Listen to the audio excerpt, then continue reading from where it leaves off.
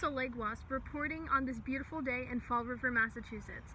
Today I'm going to report on an initiative that has been present for years in the Bristol Community College campus.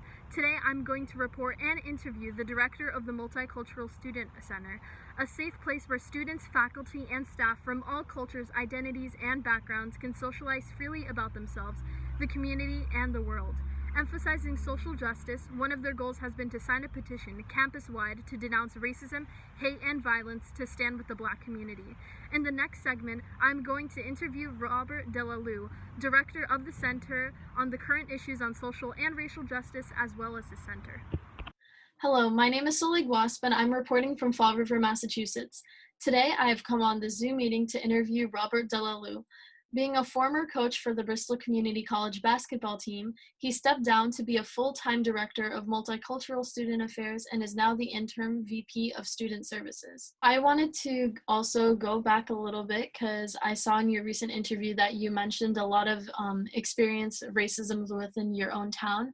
I know that you live in New Bedford, Massachusetts, and you come to Fall River to be part of the Multicultural Student Center. So as I mentioned previously with the unrest that America has made due to the death of George Floyd. So my question right now is, how has the death of George Floyd and various other people of color affect you and change your perspective in teaching as a male of color? So I don't really think the incident of George Floyd has changed my perspective. This is something I've been fighting for or been speaking about for years, years and years. To some people, it seems like it's brand new.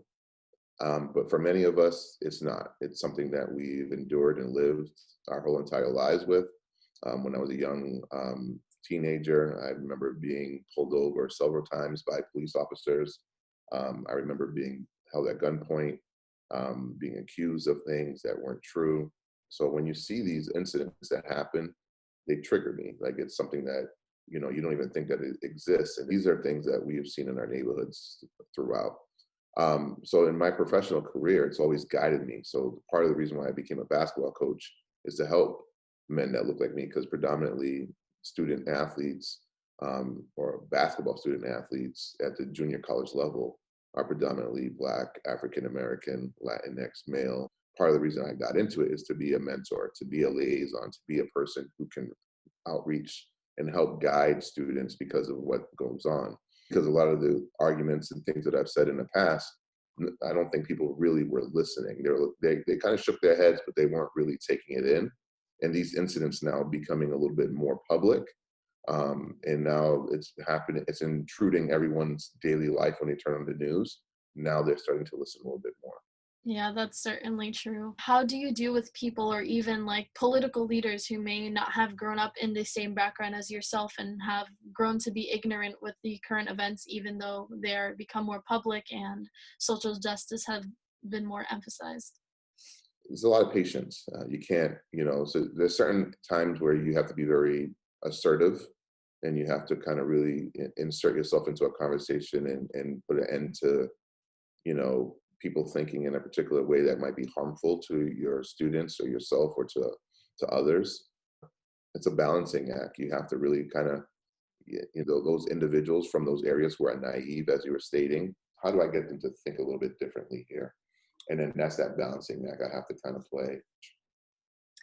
Speaking of which, like coming out aggressively, there have been many discussions and articles about the protests that are going on for the Black Lives Matter movement, whether it be in Boston or in other places around the country. And there have been a lot of controversy within those protests because they say a lot of them are very aggressive and violent and how they're looting stores and destroying property. And how do you feel about these protests? Did you think that there could have been a better way to approach them?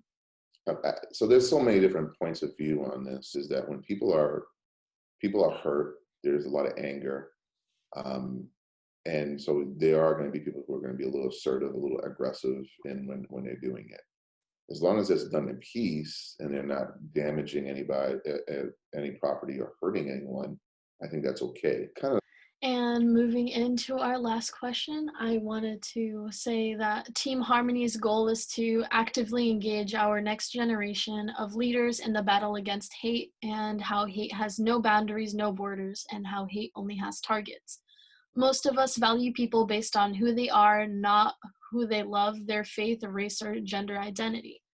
I wanted to ask you the final question if has the Black Lives Matter movement expanded your hope for a better future, and do you believe that our future will change?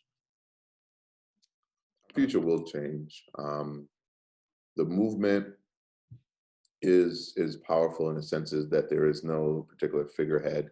It's a bunch of individuals from all over the place that are unifying and trying to create change and say, you know what, we want to live in a just world that is free, because that's the true American dream. We want to be free.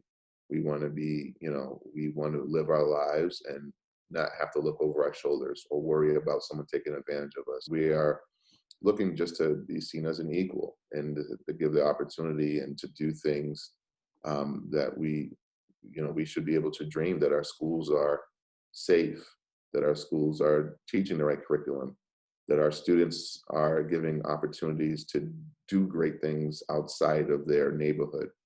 Yeah. Thank you so much for letting me interview you today.